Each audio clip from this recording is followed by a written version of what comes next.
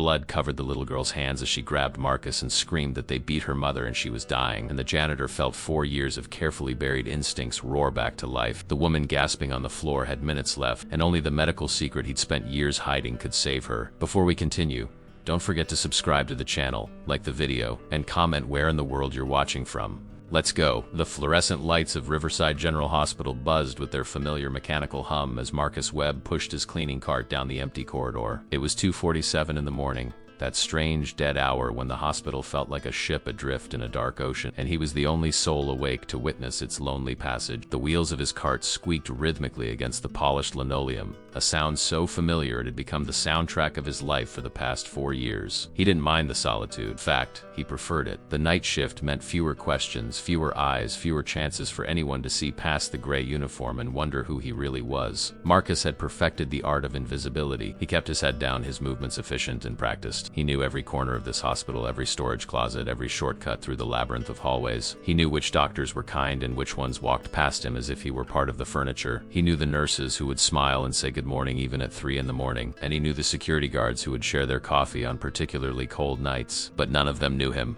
Not really. They knew Marcus the janitor, the quiet man who kept the floor spotless and never complained. They didn't know Dr. Marcus Webb, the trauma surgeon who had once held lives in his hands with the confidence of a man who believed he could cheat death itself. That man was dead now, buried under the weight of a single mistake that had cost an innocent child their life. The operating room lights, the steady beep of monitors, the controlled chaos of a trauma bay, all of it haunted him in a way that made breathing feel like an act of betrayal. So he had walked away from medicine, from his reputation, from the man he thought he was. He had traded his surgical scrubs for a janitor's uniform, found a strange kind of peace in the simplicity of it. Clean floors didn't die on you. Mop water didn't accuse you with lifeless eyes. The work was honest and uncomplicated, and it asked nothing of his shattered soul except to show up and push a mop. He was halfway through cleaning the emergency department waiting room when he heard it, a sound that didn't belong to the quiet rhythm of the night. It was a child's voice, high and desperate, cutting through the stillness like a knife. Help! Somebody please help. The words were raw with terror, the kind of fear that could only come from a child who had just watched their world collapse. Marcus froze, his hands tightening on the handle of his mop. For a moment he considered walking away. This wasn't his job anymore. He was the janitor. There were doctors here, nurses, people who were supposed to handle emergencies, people who hadn't failed like he had. But then he heard the voice again, closer now, and something ancient and powerful stirred in his chest. It was the part of him he had tried so hard to bury, the part that had made him choose medicine in the first place. He abandoned his cart and moved toward the sound, his feet carrying him before his mind could catch up with all the reasons this was a terrible idea. He rounded the corner into the main emergency entrance, and his breath caught in his throat. A little girl,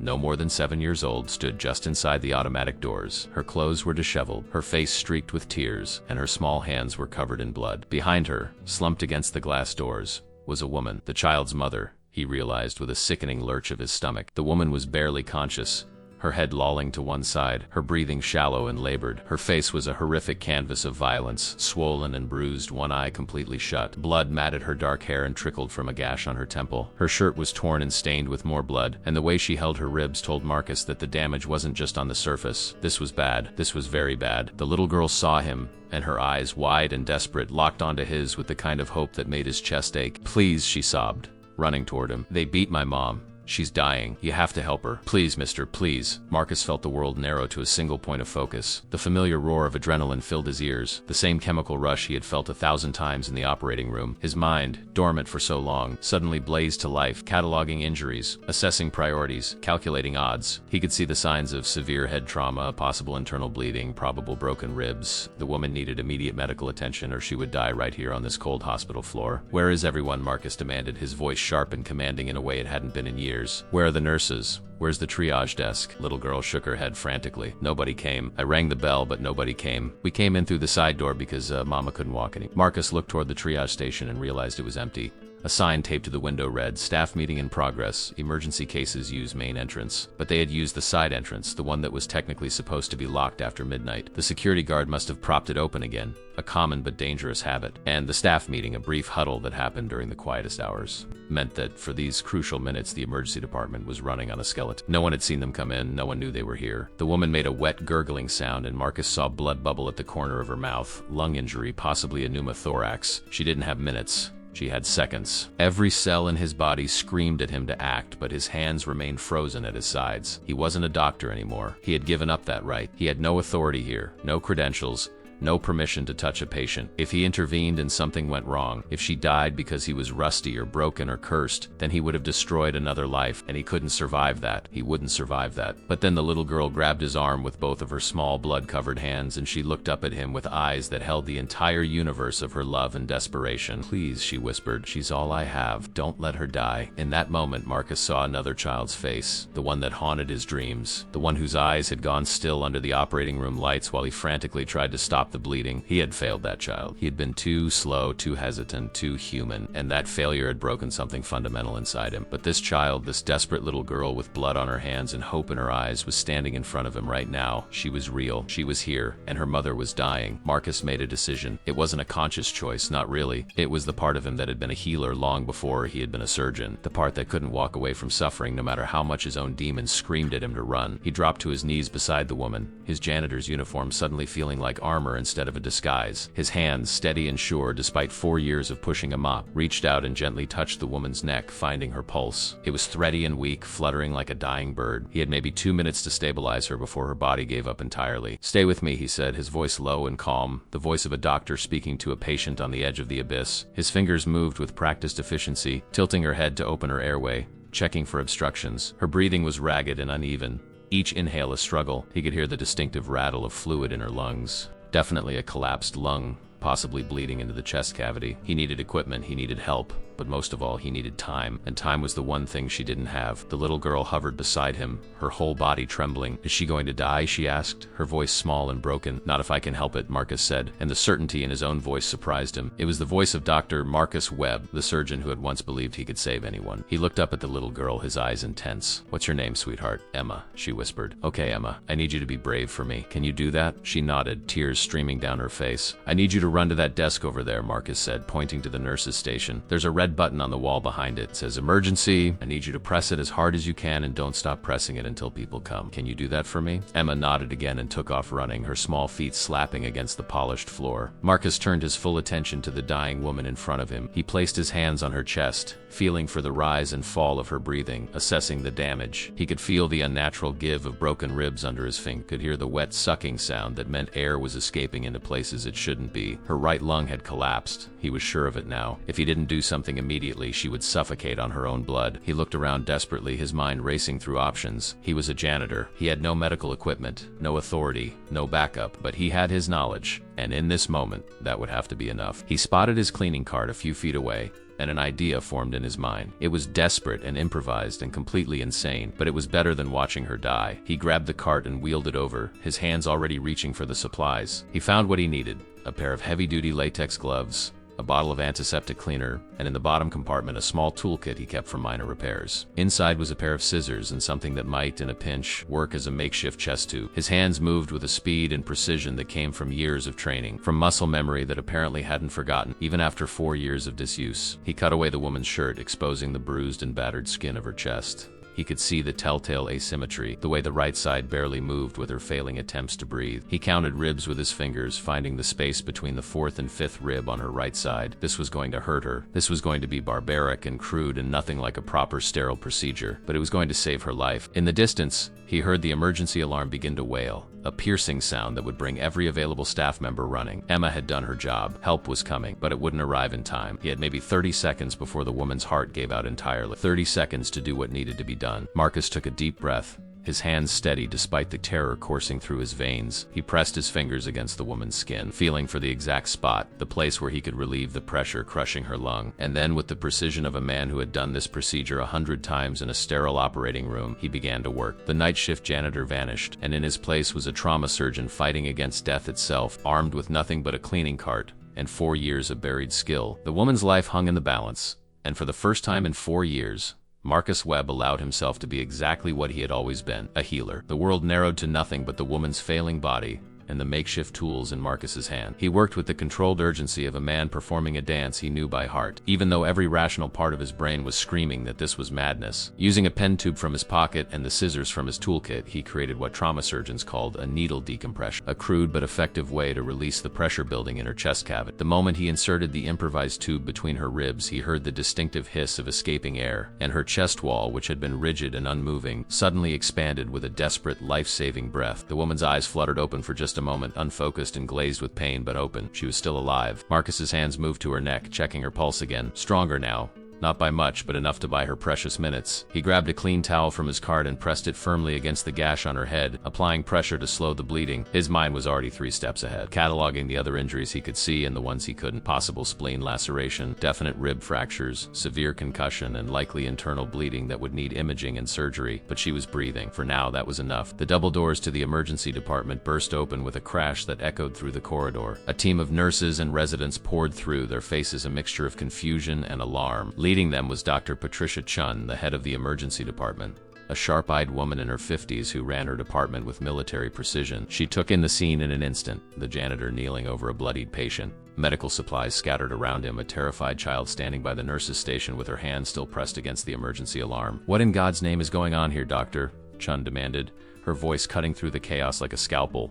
Her eyes locked onto Marcus, and he saw the moment her brain registered the impossibility of what she was seeing. A janitor covered in blood with his hands inside a patient's chest cavity. Marcus didn't look up. He kept pressure on the head wound with one hand while his other hand monitored the woman's pulse. "Collapsed right lung. Probable pneumothorax," he said, his voice clinical and detached. "Multiple rib fractures, severe head trauma, signs of internal bleeding. I've decompressed the chest. She needs a trauma bay immediately and probably surgery. Get her typed and crossed for transfusion." The residents stood frozen, staring at him as if he had just spoken in an ancient language. Dr. Chun's face went from confusion to something harder, something that looked almost like recognition. She strode forward, her eyes never leaving Marcus's face. "Step back," she ordered. "Step back right now." Marcus met her gaze, and in that moment something passed between them, a silent acknowledgement of the impossible situation they were both in. He slowly removed his hands from the patient, his movements careful and deliberate, leaving the makeshift chest tube in place. The moment he stepped back, the medical team swarmed forward like a well-oiled machine, lifting the woman onto a gurney, barking orders, hooking up monitors in 4 lines. Emma ran to her mother's side, her small hand reaching out to grasp her mother's limp fingers. "Mama," she sobbed. "Mama, please wake up." One of the nurses gently but firmly pulled Emma back. "Sweetheart, we need space to help your mom, okay? We're going to take good care of her. Come with me." As they wheeled the gurney toward the trauma bay, Dr. Chun turned back to Marcus. Her expression was unreadable, a careful mask that revealed nothing. "You," she said, pointing at him. "My office. Now, security. Make sure he doesn't leave this building." 2 security guards appeared at Marcus's elbows, not touching him but making their presence known. Marcus stood there, his hands still covered in the woman's blood, his heart pounding in his chest. The adrenaline was beginning to fade, replaced by a cold, creeping dread. He had just blown apart 4 years of careful anonymity in a matter of minutes. He had crossed a line he had sworn never to cross again, and now he would have to face the consequences. He allowed the guards to escort him through the maze of corridors to Dr. Chun's office. A small utilitarian space filled with medical journals and a faint smell of coffee that had been reheated too many times. "Sit," one of the guards said, gesturing to a chair. Marcus sat, his hands resting on his knees, still sticky with drying blood. The guards positioned themselves by the door, their faces professionally neutral. For 20 minutes, Marcus sat in silence, his mind replaying the last hour over and over. He had saved her. He was almost certain of that. The chest decompression had worked, her breathing had stabilized, and by the time the team arrived, her vital signs were improving. But the question that burned in his mind wasn't whether he had saved her, it was whether he had earned the right to do so. Whether a man who had killed a child through his own failure had any business playing God with someone else's life. The door opened and Dr. Chun walked in, her face grim. She closed the door behind her and leaned against her desk, her arms crossed. She studied him for a long moment, her eyes sharp and assessing. "Who are you?" she finally asked. The question was simple, but the weight behind it was enormous. Marcus Webb," he said quietly. "I'm the night janitor, doctor." Chun's jaw tightened. "Don't insult my intelligence. I've been a trauma surgeon for 27 years. I know what I just saw. No janitor performs a needle decompression with a pen tube and a pair of scissors. No janitor knows to check for jugular vein distension or knows the exact intercostal space for chest tube insertion. So I'm going to ask you again, who are you?" Marcus felt the walls of his carefully constructed new life crumbling around him. He had known this moment would come eventually. He had just hoped it would be later, much later. Maybe never. He took a deep breath and let the truth spill out. "My name is Dr. Marcus Webb. I was a trauma surgeon at Chicago Memorial Hospital. I quit 4 years ago and moved here. I've been working as a janitor ever since, doctor." Chun's eyes widened slightly, the first crack in her professional composure. "Marcus Webb," she repeated slowly as if tasting the name. "I know that name. You were one of the best young trauma surgeons in the country. There was a profile on you in the Journal of Trauma Medicine, and then you just disappeared." Marcus looked down at his hands, at the blood caked under his fingernails. "There was an incident," he said, his voice barely above a whisper. "A 12-year-old boy came in with a stab wound. I was the attending surgeon. I made a mistake during the procedure. A small mistake. A moment of hesitation, a miscalculation. He bled out on my table. His name was Joshua Ramirez, and he died because I wasn't good enough to save him. The silence in the office was deafening. Dr. Chun's expression softened slightly, the hard edges of suspicion replaced by something that looked almost like sympathy. I remember that case, she said quietly. It made national news. There was an investigation. Marcus nodded. The hospital review board cleared me of any wrongdoing. They said it was an unforeseeable complication, that I had followed all protocols, that sometimes patients just die despite our best efforts. But I knew the truth. I knew that I had hesitated, that I had second-guessed myself at the critical moment, and that hesitation cost him his life. So I quit.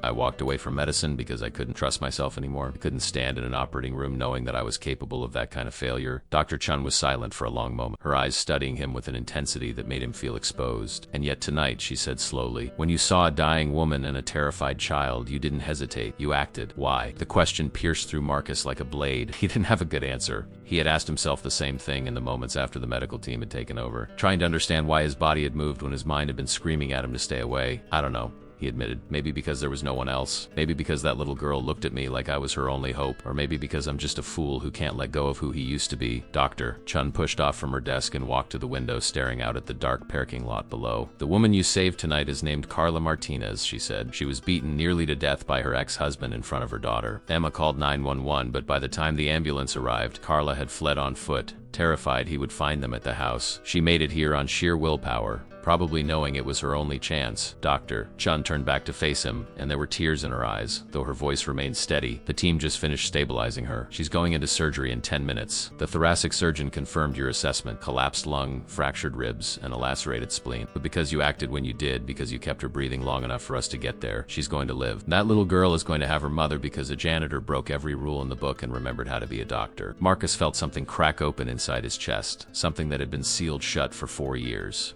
He had saved a life, not in theory, not in the sanitized environment of an operating room with a full surgical team, but here, in the chaos, with nothing but his hands and his knowledge, and she was going to live. Doctor. Chun sat down in her chair and folded her hands on the desk. Now I have a problem, she said, her voice back to its brisk professional tone. You are not credentialed to practice medicine in this hospital. You're not credentialed to practice medicine anywhere. What you did tonight, while heroic, was also technically illegal. If the administration finds out, there will be hell to pay. There will be lawsuits, investigations, and you'll probably end up in front of a medical board. Marcus nodded. He had known the risks the moment he touched Carla Martinez. I understand, he said. I'm prepared to face whatever consequences come, Doctor. Chun studied him for another long moment, then made a decision. The security footage from the waiting area conveniently malfunctioned tonight, she said. A technical glitch. It happens. As far as the official record is concerned, when the medical team arrived, we found a patient who had self-administered first aid with materials she found in a cleaning cart. The janitor was simply keeping her calm until we got there. Do you understand what I'm saying? Marcus stared at her, his mind struggling to process what she was offering. You're covering for me. It's not covering, Doctor, Chun said sharply. It's recognizing that sometimes the rules are less important than the outcome. You saved a woman's life tonight. I'm not going to destroy yours as a reward, but Marcus, and here her voice took on a warning edge, if you ever, and I mean ever, practice medicine in my hospital again without proper credentials, I will personally make sure you never work in any hospital in this country, not even as a janitor. Are we clear? Crystal, Marcus said, his throat tight with an emotion he couldn't name. Dr. Chun stood, signaling the end of the conversation. Go home, clean yourself up, and tomorrow night you come back and you mop my floors like nothing happened, because officially, nothing did. Marcus stood on shaky legs and walked toward the door. As his hand touched the handle, Dr. Chun spoke again, her voice softer now. Marcus. He turned. You're a gifted surgeon. What happened 4 years ago was a tragedy, but it doesn't define you. What you did tonight, that's who you really are. Think about that. He nodded, unable to speak, and walked out into the corridor. The guards were gone. The emergency department had returned to its normal rhythm of controlled chaos. He walked past the trauma bay and saw through the window that Carla Martinez was being prepped for surgery,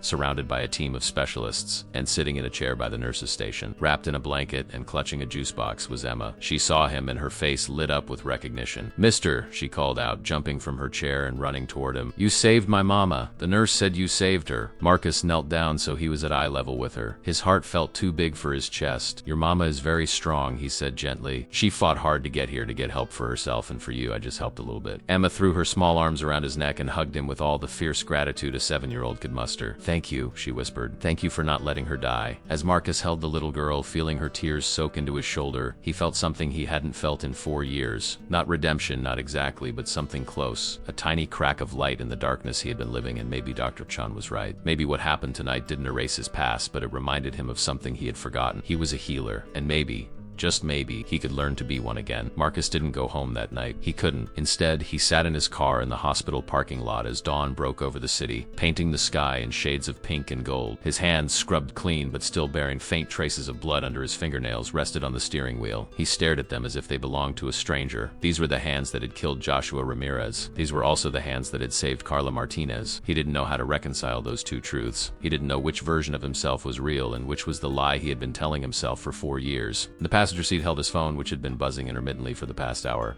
He finally picked it up and saw a string of messages from his daughter Lily. She was 16 now, living with his ex-wife Karen in Seattle, a consequence of his complete collapse after Joshua's death. He had pushed everyone away, including the people who loved him most. The divorce had been quiet and inevitable, and Karen had been granted full custody when Marcus made it clear he was in no state to be a father. The messages were typical teenage check-ins. Dad, you okay? Haven't heard from you in a while. Call me when you can. Just wanted to say hi. He knew he should call her. He knew she worried about him in the way children worry about broken parents, with a mixture of love and fear and frustration, but he couldn't bring himself to dial the number. What would he say? That he had just saved a life, that for a few minutes he had been the man she used to be proud of, that he was still just a janitor living in a one-bedroom apartment, too afraid of his own past to build any kind of future. He set the phone down and started the car. Home was a small apartment on the outskirts of the city, a place with bare walls and minimal furniture. It was less of a home and more of a place to sleep between shifts. He had no pictures on the walls, no mementos, nothing that spoke of a life beyond simple survival. It was exactly what he deserved, he told himself. A man who had failed as spectacularly as he had didn't get to have comfort or joy. He showered, standing under the hot water until it ran cold, scrubbing at his skin as if he could wash away the memory of the night. But the images wouldn't leave. Emma's desperate face, Carla's failing body, the moment when the air had hissed out of her chest and her lungs had expanded again, the feeling of purpose that had flooded through him, sharp and intoxicating and terrifying. He dressed in fresh clothes and tried to sleep, but his mind wouldn't quiet. Every time he closed his eyes, he saw Joshua Ramirez on the operating table, his young face pale and still, and then the image would shift, and it was Carla Martinez alive because he had acted. The two scenes played on an endless loop,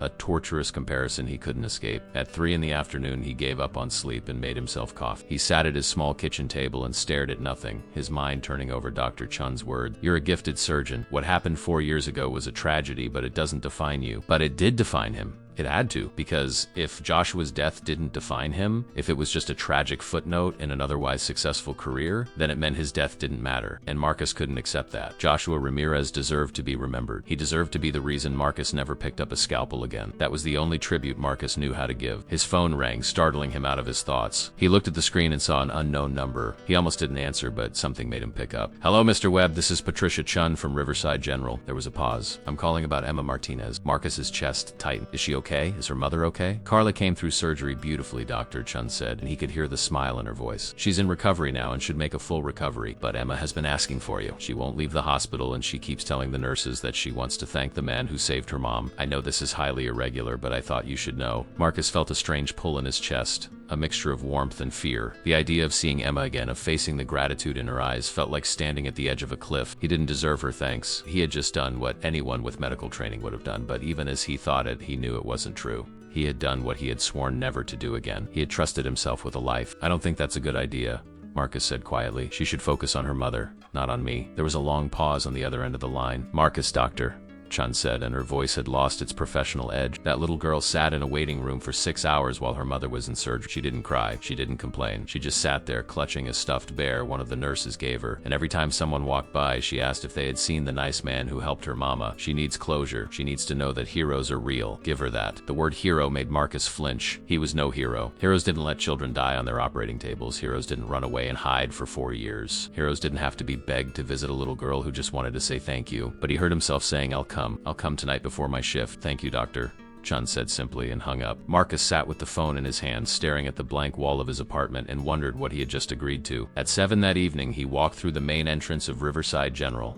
no longer in his janitor's uniform, but in simple jeans and a button-down shirt. He felt exposed without the gray uniform, as if he were walking around without his armor. He took the elevator to the 4th floor, the surgical recovery wing, and found the nurse's station. A nurse with kind eyes and graying hair looked up at him. Can I help you? I'm here to see Emma Martinez, Marcus said.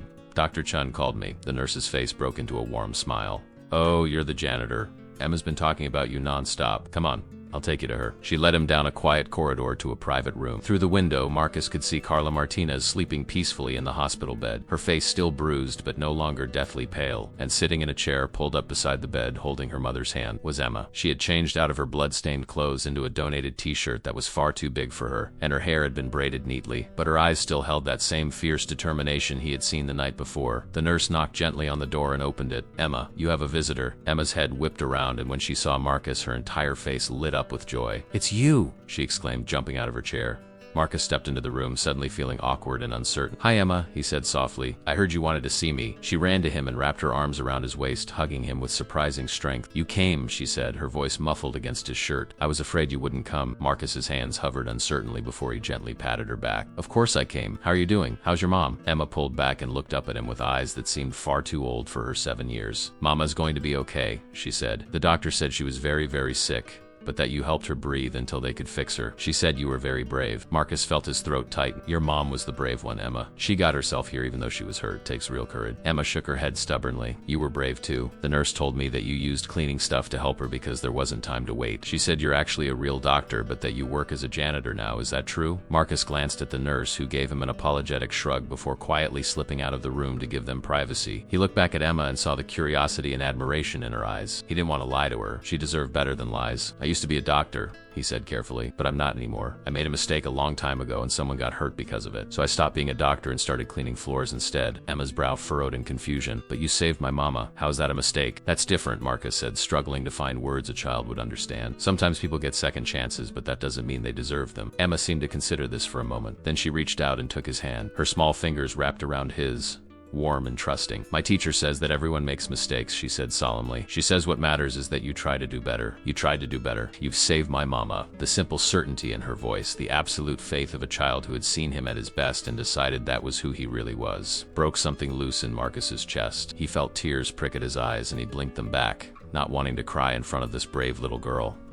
You're a very smart kid, Emma, he said, his voice rough. Your mom is lucky to have you. Emma smiled, a genuine smile that transformed her worried face into something bright and hopeful. Can I tell you a secret? She whispered, leaning closer. Marcus nodded. Before last night, I was really scared all the time. Scared of my dad, scared that mama would get hurt, scared that something bad would happen and I wouldn't know what to do. But you showed me that when bad things happen, there are good people who help. So I'm not as scared anymore. Marcus knelt down so he was at eye level with her, his hand still holding hers. That's good, Emma. You should never be as scared as you were. And if you ever are scared again, you remember that there are people who care. People who will help. You just have to find them. Like I found you, Emma said with the simple logic of childhood. Exactly, Marcus said, smiling despite the ache in his chest. From the bed there was a soft sound. Carla Martinez's eyes fluttered open, still heavy with medication but conscious. Her gaze found her daughter first and relief flooded her battered face. Then her eyes shifted to Marcus and recognition dawned. You, she whispered, her voice hoarse from the breathing tube that had been removed only hours ago. You were there. Emma ran to her mother's side. Mama, you're awake. This is the man who saved you. His name's Marcus and he's a doctor, but he works as a janitor, but he helped you breathe and you're gonna be okay. The words tumbled out in a rush of emotion. Carla's eyes filled with tears. She reached out a trembling hand toward Marcus. Thank you, she whispered. Emma told the nurses what you did. Thank you for saving my life. Thank you for not letting my baby watch me die. Marcus stepped closer to the bed, humbled by the raw gratitude in her eyes. You saved yourself, he said gently. You got yourself here. You kept fighting. It's what saved you. Carla shook her head slightly. The doctor told me what you did, she said. She said you performed an emergency procedure with almost nothing, that you stayed with me when you could have just called for help and walked away. Why? Why would you do that for a stranger? Marcus looked at Emma, who was watching him with those wide, trusting eyes. And then he looked back at Carla. Because someone needed help, he said simply, and I remembered how to give it. It was the truest thing he had said in 4 years. For just a moment in the chaos and terror of that night, he had remembered who he was before the mistakes and the grief and the self-hatred had buried him. He had remembered that once, a long time ago, he had chosen medicine because he wanted to help people. And maybe, just maybe, that man wasn't as dead as he thought. Word spread through Riverside General Hospital like wildfire, though the official story remained carefully sanitized. A patient had arrived in critical condition and had been stabilized by quick-thinking staff before the trauma team arrived. No names were mentioned in the incident report. No janitor was credited with performing an emergency medical procedure that should have been impossible. But hospitals are small worlds, and in small worlds, secrets have a way of leaking through the cracks.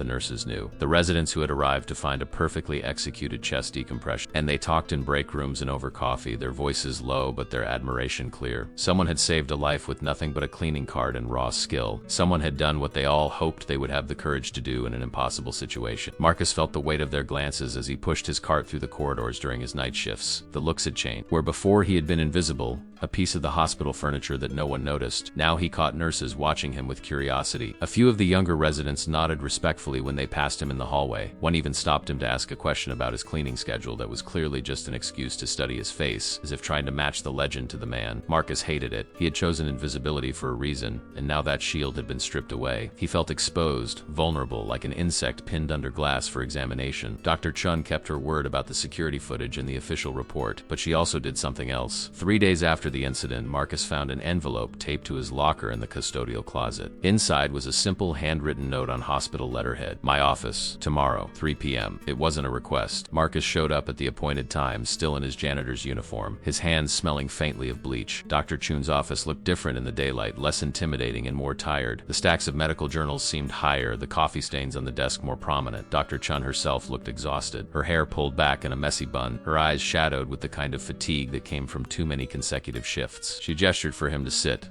and he did, his body tense with apprehension. "I've been thinking about you," she said without preamble, "about what you did and about what you told me, about why a gifted trauma surgeon would spend 4 years mopping floors. And I've come to a conclusion." Marcus waited, his heart hammering in his chest. "You're punishing yourself, Doctor," Chun continued, leaning back in her chair. "You're punishing yourself for being human, for making a mistake that every surgeon makes at some point in their career. The only difference is that your mistake had consequences you couldn't accept, so instead of learning from it, you decided to bury yourself alive." Her words hit like physical blows, each one landing with uncomfortable accuracy. Marcus felt his defenses rising, the familiar walls of self-protection. "You don't know what it's like," he said, his voice tight. "You weren't there. You didn't see his mother's face when I had to tell her that her son was dead. You didn't have to live with the knowledge that if you had been just a little bit faster, a little bit better, he would have gone home." "You're right, Doctor," Chun said calmly. "I wasn't there, but I've been doing this for 27 years, Marcus. I've lost patience. I've made mistakes. I've had to tell parents that their children didn't make it, and every single time it destroys a piece of me. That's the price of this job. We hold lives in our hands, and sometimes, despite everything we do, those lives slip through our fingers." She leaned forward, her eyes intense. "But here's what I know. If I let every loss, every mistake, every moment of doubt make me quit, then all those future patients who I could have saved would die too, and their deaths would be on me just as much as the ones I couldn't save. You've spent 4 years hiding because you were afraid of failing again. But how many Carla Martinezes have died in hospitals around this country because you weren't there? How many Emmas lost their mothers because the gifted surgeon who could have saved them was too busy punishing himself to show up?" The words hit Marcus like a punch to the gut. He had never thought of it that way. He had been so focused on the harm he had caused that he had never considered the harm caused by his absence, the lives he could have saved but didn't because he was too broken to try. "I can't go back," he said, his voice barely above a whisper. "I don't trust myself. I don't trust that I won't fail again." Dr. Chun smiled, a sad, knowing smile. "Good," she said, "because the moment you trust yourself completely is the moment you become dangerous. The best surgeons I know are the ones who are afraid, who second-guess themselves, who understand that every decision they make is a decision between life and death. That fear keeps them sharp, it keeps them careful. Your mistake didn't make you a bad surgeon, Marcus. It made you a humble one, and humility is what separates the good surgeons from the great ones." She slid a folder across the desk toward him. Inside, he found an application for medical staff privileges at Riverside General Hospital. "I can't force you to come back to medicine, Doctor," Chun said, "but I can give you the opportunity. Fill out the paperwork. We'll arrange for your credentialing review. You can start as an attending in the emergency department on a probationary basis. No pressure, no expectations. Just the chance to find out if that man who saved Carla Martinez is still in there, or if he was just a ghost passing through." Marcus stared at the application as if it were a live bomb. The very idea of stepping back into an emergency room, of wearing scrubs again, of making life and death decisions terrified him in a way that was almost paralyzed. But underneath the terror was something else, something small and fragile and tentatively hopeful. The feeling he had experienced when Carla had taken that first desperate breath. The sense of purpose, of being exactly where he was supposed to be, doing exactly what he was meant to do. "I need time," he said finally. "I need to think about this." "Take all the time you need, Doctor," Chun said. "But Marcus, don't take 4 more years. Don't waste the gift you have because you're afraid of what might happen. That little girl out there, Emma, she thinks you're a hero. Maybe it's time you started to think of yourself as one." Marcus left the office with the folder clutched in his hands, his mind a storm of conflicting emotions. He went through the motions of his shift that night, cleaning floors and emptying trash cans, but his thoughts were miles away. He kept replaying Dr. Chun's words, kept feeling the weight of the application in his locker like a physical presence. When his shift ended at 6 in the morning, instead of going home, he found himself walking walking to the hospital chapel. It was a small, quiet space tucked away on the first floor, non-denominational and always open. Marcus hadn't been in a chapel since Sarah's funeral. Since the day he had said goodbye to his wife and watched his marriage crumble in the aftermath of his grief. But now he needed a place to think, a place to be alone with the ghosts that haunted him. He sat in the last pew, his hands folded in his lap, and let himself remember. He remembered Joshua Ramirez not just as the patient who died, but as the boy who had loved basketball and wanted to be a veterinarian. He remembered the moment when he had hesitated during surgery, the split second of doubt that had cost precious time. He remembered the weight of the mother's grief when he told her that her son was gone, but he also let himself remember the good moments, the hundreds of patients he had saved before Joshua, the grateful families, the successful surgeries, the moments when he had pulled someone back from the edge of death and given them another chance at life. He had spent 4 years focusing only on his failure, but the truth was more complicated. He had been a good surgeon.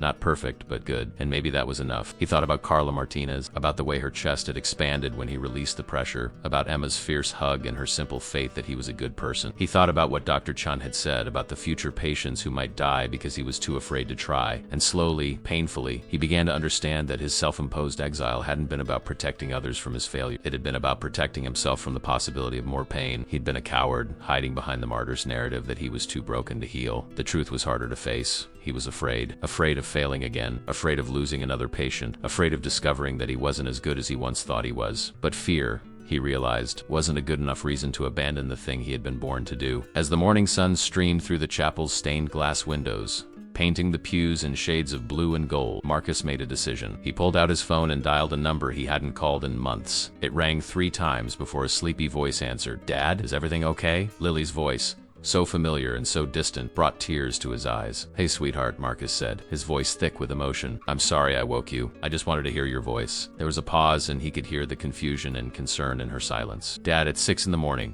Are you okay? Did something happen?" "I'm okay," he said. "Better than okay, actually. I just wanted to tell you something. I wanted to tell you that I think I'm ready to stop hiding. I think I'm ready to be your dad again, to be the man I was before everything fell apart." Lily's voice cracked with emotion. "Dad, I never stopped wanting that. I never stopped believing in you." "I know you didn't," Marcus said, wiping his eyes, "and I'm sorry it took me so long to believe in myself. But something happened this week, something that reminded me of who I am, and I think it's time I came back. Not just to medicine, but to life, to you." There was the sound of muffled crying on the other end of the line. "Can you come visit?" she asked. "Mom won't mind. I miss you so much." "I'll be there next weekend," Marcus promised, "and Lily, I'm going to be better. I'm going to be the dad you deserve." They talked for another 20 minutes about school and friends and all the little details of her life that he had missed. When they finally hung up, Marcus felt lighter than he had in years. He had spent 4 years running from his past, but maybe it was time to run toward his future instead. He walked back to the custodial closet, opened his locker, and pulled out the folder Dr. Chun had given him. He sat at the small break table and began to fill out the application. His hand shook slightly as he wrote his name, his medical license number, his history. When he reached the section asking him to explain any gaps in his employment history, he paused. Then he wrote simply and honestly, "I made a mistake that cost a patient his life. I left medicine because I didn't believe I deserved to practice anymore. I'm applying now because I've learned that hiding from my failures doesn't honor the people I've lost. It only prevents me from helping the people I could save." He signed the bottom of the application and placed it back in the folder. Tomorrow he would submit it to Dr. Chun. Tomorrow he would take the first step toward becoming Dr. Marcus Webb again. But tonight, for the first time in 4 years, he would go home and sleep without the weight of self-hatred crushing his chest. He had a long way to go, but at least now he was finally moving forward. The credentialing process at Riverside General Hospital was more grueling than Marcus remembered. It wasn't just paperwork and background checks. It was a thorough examination of his entire professional history, including the incident that had driven him from medicine. Dr. Chun had warned him that the hospital's medical board would need to review the Joshua Ramirez case in detail, that they would question him extensively, that there would be members who would vote against reinstating his privileges. But she had also promised to fight for him, and Patricia Chun was not a woman who made promises lightly. The board hearing was scheduled for a Tuesday afternoon, 2 weeks after he submitted his application. Marcus spent those 2 weeks in a state of constant anxiety, oscillating between determination and terror. He continued working his janitorial shifts, but everything felt different now. He wasn't hiding anymore. The nurses and residents who had whispered about him now approached him directly, asking questions about his background, expressing support for his return to medicine. One young resident named Dr. Sarah Kim actually thanked him for inspiring her. She told him that hearing about what he did for Carla Martinez reminded her why she had chosen emergency medicine in the first place, to help people when they needed it most, regardless of the circumstances. Marcus also spent time with Emma and Carla, Emma had insisted on exchanging phone numbers, and she texted him almost daily with updates about her mother's recovery. Carla had been transferred out of intensive care and was doing remarkably well, the doctors said. Her physical wounds were healing, and with the help of social workers and a domestic violence advocacy group, she was building a new life free from her abusive ex-husband. Emma had started therapy to process the trauma she had witnessed, and by all accounts, she was a resilient, brave little girl who was determined to be strong for her mother. Marcus visited them 3 times during those 2 weeks, sitting by Carla's bedside and listening to Emma chatter about school and her plans to become a doctor when she grew up. It's like him. On the morning of the board hearing, Marcus put on the only suit he owned, a dark navy one that he had bought for job interviews back when he first moved to the city. It felt strange on his body after years of wearing nothing but casual clothes and his janitor's uniform. He stood in front of his bathroom mirror and barely recognized the man staring back at him. He looked older, the lines around his eyes deeper, his hair showing threads of gray at the temples. But there was something else too, something in his eyes that hadn't been there before, a spark of purpose, fragile but present. He arrived at the hospital at 1:30 for his 2 o'clock hearing. Dr. Chun met him in the lobby, looking professional and formidable in her white coat and armed with a thick folder of documents. "Are you ready for this?" she asked. "As ready as I'll ever be," Marcus replied, though his hands were trembling slightly. She noticed and gave him a reassuring smile. "Just tell the truth. Tell them what happened, what you learned, and why you want to come back. They're not here to crucify you, Marcus. They're here to determine if you're fit to practice medicine again. And from where I'm standing, you absolutely are." The boardroom was on the 8th floor, a sterile conference room with a long table and uncomfortable chairs. 7 members of the medical board sat on one side of the table, their faces neutral and professional. There was Dr. Raymond Foster,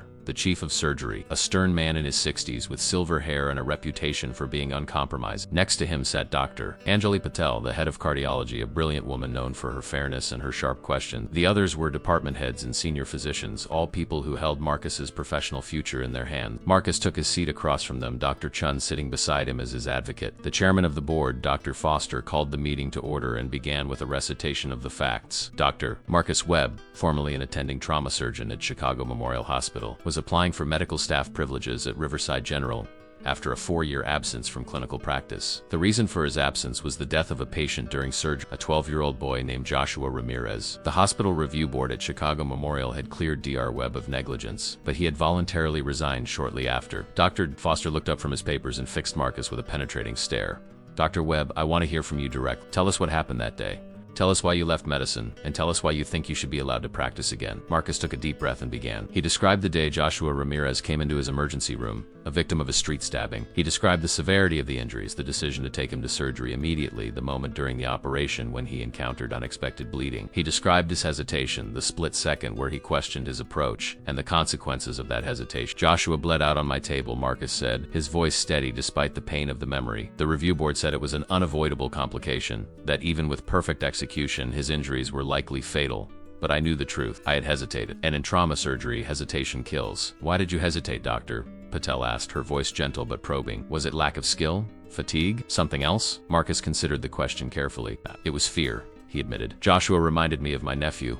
Same build. For just a moment I saw him as a person instead of a patient, and that moment of emotional connection made me second-guess myself. I was afraid of making the wrong choice, so I froze. And by the time I made a decision, it was too late." The room was silent for a moment, the weight of his honesty hanging in the air. Dr. Foster leaned back in his chair. "So you left medicine because you couldn't handle the emotional toll. What makes you think you can handle it now?" Marcus met his eyes directly. "I don't think I can handle it," he said. "I know I'll struggle. I know there will be cases that break my heart and decisions that haunt me. But I've learned something in the past 4 years. Running from the pain doesn't make it go away. It just means I'm not there to help the next person who needs me. A few weeks ago, a woman came into this hospital dying from a collapsed lung. I saved her life using a cleaning cart and medical knowledge I thought I'd buried forever. And in that moment, I remembered why I became a doctor in the first place. Not because I thought I could save everyone, but because I believed that trying was worth it. Even if I fail again, even if I lose patience despite my best efforts, at least I'll know I showed up. I'll know I tried." Dr. Chun spoke up, her voice firm and authoritative. "I've worked with hundreds of doctors in my career.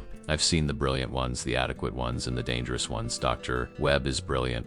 What happened to Joshua Ramirez was a tragedy, but it doesn't change the fact that he has a gift. I've reviewed his surgical history from Chicago Memorial. Over 4 years, he performed 647 trauma surgeries with a survival rate of 92%. That's extraordinary. The national average for trauma surgery is 85%. This man saved lives that other surgeons would have lost." And then she told them about Carla Martinez. She described in clinical detail what Marcus had done, the improvised chest decompression, the speed and accuracy of his assessment, the fact that he had stabilized a critical patient with almost no resources. She pulled out testimonials from the nurses who had witnessed the aftermath, from the thoracic surgeon who had operated on Carla and confirmed that Marcus's intervention had saved her life. One of the board members, Dr. James Morrison, a psychiatrist, raised his hand. "Dr. Webb, I'm concerned about your mental health. You've described what sounds like severe depression and possible PTSD following the Ramirez case. Have you sought treatment? Have you dealt with these issues, or are they still affecting you?" Marcus appreciated the directness of the question. "I didn't seek treatment," he admitted.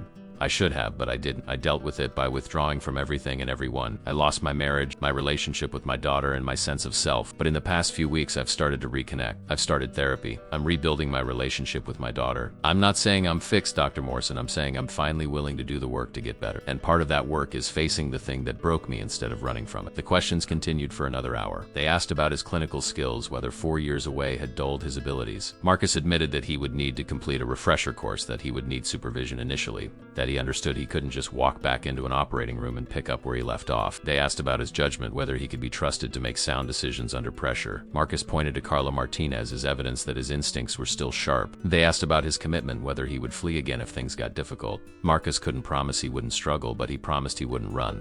Not again. Finally, Dr. Foster called for a vote. The board members conferred quietly among themselves for a few minutes before Dr. Foster spoke. "Dr. Webb, the board has reviewed your application and heard your testimony. We've also reviewed the documentation provided by Dr. Chun and the testimonials from staff members who witnessed your actions.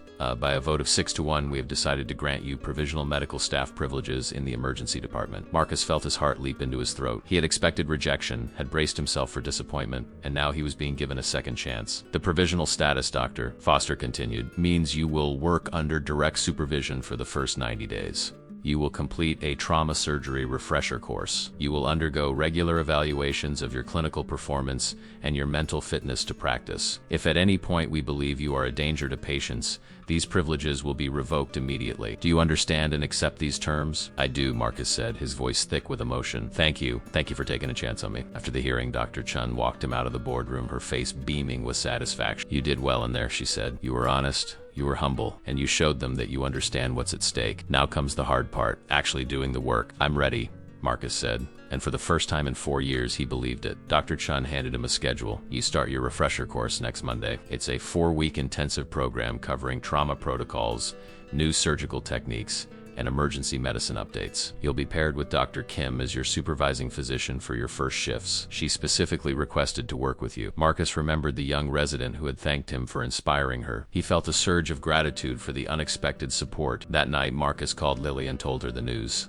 She screamed with joy so loud that he had to hold the phone away from his ear. "Dad, I'm so proud of you," she said through happy tears. "I knew you could do it. I never stopped believing you'd find your way back." "I'm coming to visit this weekend like I promised," Marcus said. "And Lily, I want you to meet someone, a little girl named Emma who reminded me why I became a doctor in the first place." "I'd love that," Lily said. "Dad, does this mean you're going to be okay? Are we going to be okay?" "We're going to be better than okay," Marcus promised. "We're going to be a family again." After he hung up, Marcus stood on his small apartment balcony and looked out at the city lights. Somewhere out there, Carla Martinez was recovering in a hospital bed, surrounded by people who cared about her safety. Emma was probably asleep, dreaming of a future where her mother was healthy and her nightmares had faded. Dr. Chun was likely still in her office, fighting for other patients, other doctors, other lost causes worth saving. And tomorrow, Marcus would begin the journey back to the man he had been, but better. Not fearless, but brave enough to try despite the fear. Not perfect, but committed to showing up and doing his best. He thought about Joshua Ramirez, about the boy whose death had nearly destroyed him. "I'm sorry I ran," Marcus whispered into the night.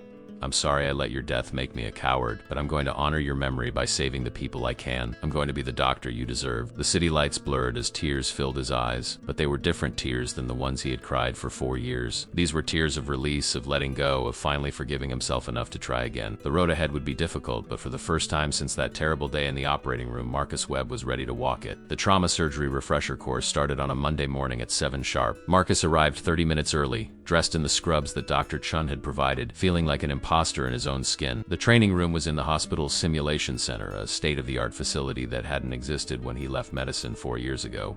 Now it was equipped with incredibly realistic mannequins that could bleed, breathe, and die, allowing doctors to practice high-stakes procedures without risking actual lives. There were 5 other doctors in the refresher course, all of them coming back to medicine after various absences. One was a woman who had taken time off to raise her children. Another was a man who had been recovering from his own serious illness. They were all nervous, all uncertain, and all desperately hoping they still had what it took to save lives. The instructor was Dr. Michael Torres, a trauma surgeon with 20 years of experience and a reputation for being brutally honest. He looked at the group of returning physicians with an assessing gaze that made Marcus feel like he was being x-rayed. "Welcome back to medicine, doctor," Torres said, his voice carrying the weight of authority. "I'm not here to hold your hand or tell you that everything will be fine. I'm here to determine if you're safe to practice, and if you're not, I'll be the first one to recommend you find a different career. Medicine doesn't care about your feelings. Patients don't care about your excuses. They care about whether you can save their lives when it matters most. So let's find out if you can." The first week was humbling in ways Marcus hadn't anticipated. Medical knowledge advanced rapidly, and 4 years away meant he had missed new protocols, new medications, and new techniques. He spent his evenings poring over medical journals and textbooks, trying to catch up on everything he had missed. His hands, which had once moved with confident precision, felt clumsy and uncertain on the simulation mannequins. He second-guessed himself constantly, hearing the ghost of his own voice asking, "What if I'm wrong? What if I make another mistake? What if someone dies because I'm not good enough?" Dr. Torres noticed his hesitation during a simulated chest tube insertion and pulled him aside after class. "You're thinking too much," he said bluntly. "In trauma, you don't have time to think. You have to trust your training and act. What's making you hesitate?" Marcus considered lying, considered giving some technical answer about wanting to be thorough, but he had promised himself honesty, so he gave it. "I'm afraid of making another mistake," he admitted. "I'm afraid my judgment is compromised." Dr. Torres nodded as if he had expected this answer. "Good," he said, surprising Marcus. "Fear makes you careful. But too much fear makes you useless. You need to find the balance between caution and action. You need to trust that the training will kick in when it matters. And if you can't do that, then you need to walk away now before you freeze up in a real emergency and someone dies while you're having an existential crisis." The harsh words stung, but they also clarified something for Marcus. He couldn't keep living in the shadow of Joshua Ramirez. He had to make a choice. Trust himself enough to act, or admit that he was too broken to do this job. That night, Marcus had dinner with Lily, who had flown in for the weekend and decided to extend her stay for a few days. They sat in a small Italian restaurant near his apartment, and for the first time in years, they talked like they used to, like father and daughter instead of strangers connected by obligation. Lily told him about college applications and her boyfriend and her dreams of studying environmental science. Marcus told her about the refresher course, about his fears and his determination. "You know what I remember most about you when I was little," Lily said, twirling pasta on her fork. "I remember that you were never afraid to try. When I fell off my bike, you didn't tell me it was okay to quit. You helped me get back on. When I was scared of the dark, you didn't just leave a nightlight on. You sat with me and showed me that the darkness wasn't something to fear. You taught me to be brave. So why can't you be brave for yourself now?" Her words hit him with the force of truth. He had spent 4 years telling himself that his fear was justified, that it was the responsible thing to do, to remove himself from situations where he could cause harm. But maybe his fear was just another form of selfishness, a way to protect himself from the possibility of pain at the expense of all the people he could help. "I'm trying, sweetheart," Marcus said softly. "I'm trying to remember how to be that person." "You already are that person," Lily said firmly. "You saved that woman's life. You just need to believe in yourself the way Emma believes in you, the way I believe in you." The second week of the refresher course focused on decision-making under pressure. Dr. Torres put them through a series of rapid-fire scenarios, each one more complex than the last. Multiple casualties, limited resources, and possible choices about who to treat first. Marcus felt his old instincts coming back. The ability to triage quickly, to assess injuries in seconds,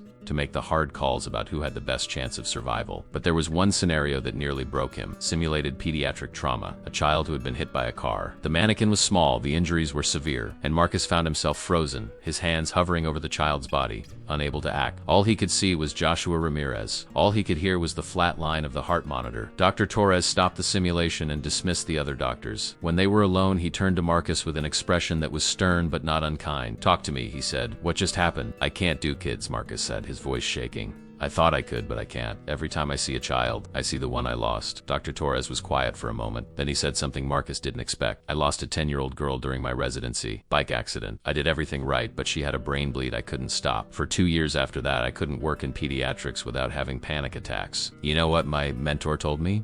He told me that the children who die haunt us because we care, but the children we save deserve a doctor who cares just as much. He asked me if I wanted the next 10-year-old to die because I was too traumatized to help her. That question changed everything for me." Marcus looked at the small mannequin on the table, and slowly, with trembling hands, he picked up the instruments and began the procedure again. This time he didn't see Josh. He saw Emma. He saw his daughter Lily when she was small. He saw all the children who deserved a chance at life, and he worked with focused intensity until the simulation was complete. When the mannequin's vital signs stabilized, Dr. Torres nodded in approval. "That's what I needed to see," he said. "You can do this, Marcus. You just have to stop letting your past define your present." By the end of the 4th week, Marcus had completed the refresher course and passed all of his evaluations. Dr. Torres signed off on his competency with a simple note that Marcus would treasure. Dr. Webb demonstrates excellent clinical judgment, appropriate caution, and the courage to act when necessary. Recommend full clearance for supervised practice. Marcus's first real shift in the emergency department was scheduled for the following Monday night, an 8-hour shift under the supervision of Dr. Sarah Kim. He spent the weekend in a state of nervous anticipation, unable to sleep, unable to focus on anything except the knowledge that he was about to step back into the arena where he had once thrived and later failed so spectacularly. Dr. Kim met him at the start of the shift with a warm smile. She was in her early 30s, energetic and brilliant, with the kind of confidence that came from being genuinely good at her job. "I'm so glad we're working together," she said. "I've read your file, and I know your story. I just want you to know that I'm not here to judge you. I'm here to support you. If you need to talk through a decision, if you need a second opinion, if you need someone to take over, you just say the word." Marcus felt a wave of gratitude for her kindness. "Thank you," he said. "I appreciate that more than you know." The first few hours of the shift were relatively quiet. Marcus handled minor cases under Dr. Kim's watchful eye: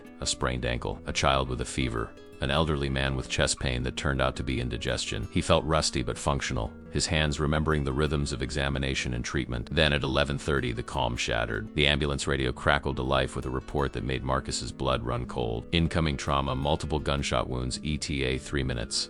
Dr. Kim looked at him, her expression serious but calm. "You ready for this?" Marcus felt his heart hammering against his ribs, felt the familiar rush of adrenaline and fear, but underneath it was something else, something solid and certain. He thought about Carla Martinez, about the moment when he had acted without thinking and saved a life. He thought about Emma's faith in him, about Lily's belief that he was still the brave man who taught her not to fear the dark. He thought about Dr. Chun's word: "The best surgeons are the ones who are afraid, who understand that every decision is a decision between life and death." "I'm ready," Marcus said, and he meant it. The trauma bay doors burst open and the paramedics rushed in with a young man on a gurney, his shirt soaked with blood, his face ashen. The lead paramedic rattled off the report: 23-year-old male, 3 gunshot wounds to the chest and abdomen, lost consciousness en route, BP dropping, he's in shock. Marcus's training took over. His hands moved with practiced efficiency, calling out orders, assessing injuries, prioritizing interventions. "Doctor." Kim worked beside him, her presence reassuring but not intrusive. They worked as a team, 2 surgeons dancing the familiar choreography of trauma care. Marcus placed a chest tube, started blood transfusions, stabilized the patient enough to get him to the operating room. It wasn't perfect. There were moments when his hands shook, moments when doubt crept in. But he didn't freeze. He didn't run. He acted. When the patient was wheeled to surgery with a fighting chance at survival, Marcus stepped back from the trauma bay and felt his legs go weak. Dr. Kim caught his elbow and steadied him. "You okay?" she asked. He nodded, unable to speak. He had just done the thing he thought he would never be able to do again. He had trusted himself with a life, and he hadn't failed. "That was incredible, Doctor," Kim said, her eyes shining with respect. "You were incredible." Marcus felt tears prick at his eyes, but they were good tears. Tears of release and relief. "Thank you," he managed to say. "Thank you for believing I could do this." "We all believe in you, Doctor," Kim said simply. "Now you just need to believe in yourself." As they walked back to the nurse's station to document the case, Marcus caught his reflection in a darkened window. For the first time in 4 years, he recognized the man looking back at him. Not the broken janitor, not the haunted surgeon, but Dr. Marcus Webb, a healer who had found his way home. The gunshot victim survived surgery. Marcus learned this the next morning when Dr. Kim texted him with the update, along with 3 exclamation points and a message that said, "You saved another life, Dr. Webb. Welcome back to medicine." Marcus read the text over his coffee, sitting at his small kitchen table, and allowed himself a moment of quiet pride. 2 lives saved. Carla Martinez, and now this young man whose name he had learned was David Chun, a college student caught in the crossfire of a gang shooting. 2 people who were breathing, living, continuing their stories because Marcus had shown up and done his job. It felt fragile, this growing confidence, like a plant pushing through concrete, but it was real. Over the next month, Marcus worked 3 shifts a week in the emergency department, always under supervision, always being evaluated. He handled car accidents and heart attacks, drug overdoses and workplace injuries. The endless parade of human fragility that walked through the hospital doors. Some cases were routine. Others tested him in ways that brought back the old fears. There was a teenage girl with internal bleeding from a ruptured appendix that reminded him too much of pediatric trauma. There was an elderly man who coded during treatment despite everything Marcus did right, reminding him that sometimes medicine wasn't enough, that death would always claim some patients no matter how skilled the doctor. But Marcus didn't run. He felt the fear, acknowledged it, and kept working. Dr. Kim became not just his supervisor but his friend. She had a gift for knowing when to push him and when to offer support. After particularly difficult cases, she would sit with him in the break room and talk through his decisions, helping him see that most of his self-doubt was unfounded, that he was making sound clinical judgments. "You're being too hard on yourself," she told him one night after they lost a patient to massive stroke. "You did everything by the book. Sometimes the book isn't enough. That's not failure, that's reality." Marcus was learning to accept that reality, to understand that being a good doctor didn't mean saving everyone. It meant showing up, trying his best, and making peace with the outcomes he couldn't control. Emma and Carla became regular fixtures in his life. Carla had been discharged from the hospital and was living in a transitional housing facility for domestic violence survivors. She was working with lawyers to get a restraining order against her ex-husband and was slowly rebuilding her life with the kind of determined courage that Marcus found inspiring. Emma visited Marcus at the hospital whenever her mother had appointments, and he would spend his breaks with her in the cafeteria listening to her talk about school and her dreams. She had decided she wanted to be a doctor too, specifically a trauma surgeon, just like Marcus. The responsibility of being her hero was both humbling and motivating. He wanted to be worthy of her admiration, to live up to the person she believed him to be. One evening, 6 weeks into his return to medicine, Marcus was finishing up his shift when Dr. Chun paged him to her office. He climbed the stairs to the administrative floor, his mind running through possibility. Was there a problem with his performance? Had a patient complained? When he entered her office, he found her sitting with another man, someone Marcus didn't recognize. Dr. Chun gestured for him to sit. "Marcus, this is Detective James Rodriguez from the City Police Department. He has something he'd like to discuss with." The detective was in his 40s, with tired eyes and the weathered look of someone who had seen too much of humanity's dark side. "Dr. Webb, thank you for meeting with me. I'm investigating the assault on Carla Martinez, the woman you treated about 2 months ago." Marcus felt his stomach tight. "Is she okay? Has something happened?" "She's fine," Detective Rodriguez assured him. "But her ex-husband, Victor Martinez, was arrested last week for violating the restraining order. He's being held without bail, and the DA is building a case for attempted murder based on the severity of the assault. I've been reviewing the medical records from that night, and I need to ask you some questions." Marcus nodded, unsure where this was going. The detective pulled out a file and opened it. According to the official report, when the medical team arrived, they found Ms. Martinez in critical condition with a chest tube already in place. The report states that she self-administered first aid using materials from a cleaning cart. Is that accurate? Marcus felt his heart begin to race. He looked at Dr. Chun, whose face was carefully neutral. "That's what the report says," Marcus answered carefully. Detective Rodriguez leaned back in his chair, studying Marcus with the practiced gaze of someone trained to spot lies. "Dr. Webb, I've been a cop for 20 years. Seen a lot of crime scenes, a lot of injuries, and I've never, not once, seen a victim of severe trauma perform a needle decompression on themselves with a pen tube. The technical skill required, the anatomical knowledge, the steady hands needed to do it while dying, it's not possible. So I'm going to ask you direct, did you perform that procedure?" Marcus felt the walls closing in. He had known this moment might come, had known that the cover story Dr. Chun created was flimsy at best, but he had hoped it would hold long enough for everyone to move on. He looked at Dr. Chun again, and she gave him a barely perceptible nod. "Tell him the truth, Marcus." Marcus took a deep breath and told the detective everything. He explained that he was working as a janitor that night, that he had stumbled upon Carla and Emma,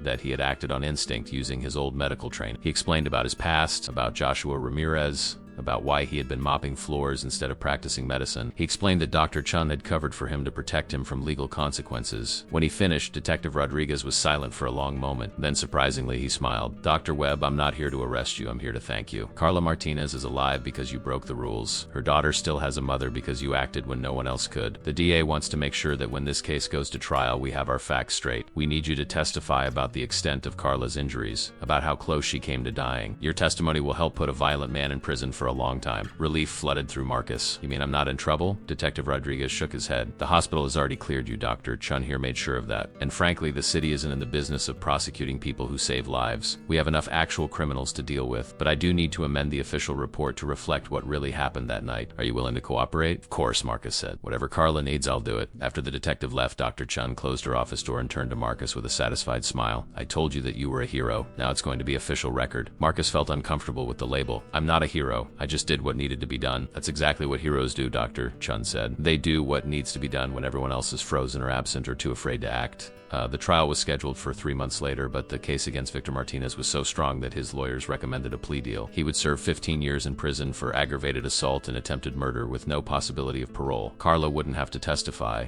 wouldn't have to relive the nightmare in front of a courtroom. When Marcus told her the news, she broke down crying in his arms. "Thank you," she sobbed. "Thank you for giving me my life back, for giving Emma her mother back. You gave me everything." Marcus held her, feeling the weight of her gratitude and the responsibility that came with it. He had saved her life, yes, but she had saved something in him too. She had reminded him that he was capable of good, that his mistakes didn't define him, that redemption was possible. As his 90-day probationary period came to an end, Marcus received notice that the medical board was convening again to review his performance. Dr. Kim had submitted glowing evaluations. Dr. Torres had written a letter of recommendation. Even some of the nurses had sent unsolicited praise to the board, talking about his skill, his compassion, and his dedication. The hearing was brief, almost anticlimactic. Dr. Foster, who had been the sole dissenting vote 3 months earlier, stood and addressed Marcus directly. Dr. Webb, I voted against reinstating your privileges initially because I was concerned that you hadn't dealt with your past. I'm pleased to say I was wrong. You've proven yourself to be an exceptional physician and a credit to this hospital. The board votes unanimously to remove your probationary status and grant you full attending privileges in the emergency department. Welcome back to medicine, officially and permanently. Marcus felt tears spring to his eyes. He shook hands with each board member, thanking them for the opportunity,